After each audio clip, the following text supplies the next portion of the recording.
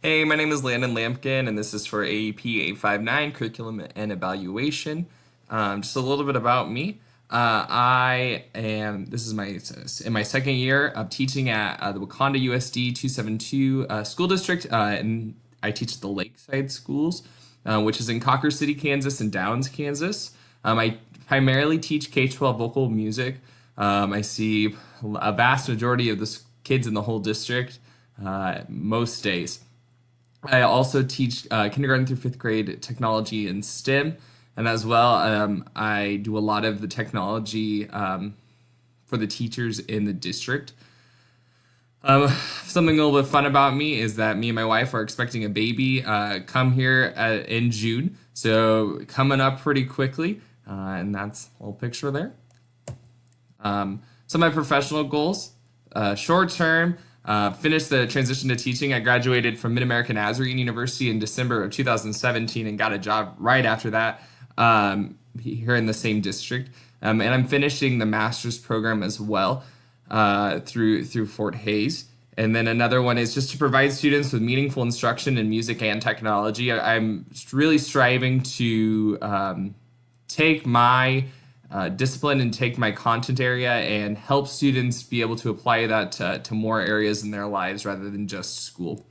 Long term, I'd like to work in a district where I only teach music eventually, hopefully sooner than later, just because it's my passion area and my main content area. My other one would be complete a building administrator program to become a principal one day. That's something I'd really like to do. What I hope to learn from this class, first of all, I want to learn the best way to choose and implement a curriculum into an education system because our district is going through a lot of curriculum changes currently and a lot of vision casting done by our administrators. And I'd like to learn more about the best way to do this and the way that our district is going about implementing a new curriculum and using standards-based practices or evidence-based practices and the standards to be able to bring our school into more of the 21st century.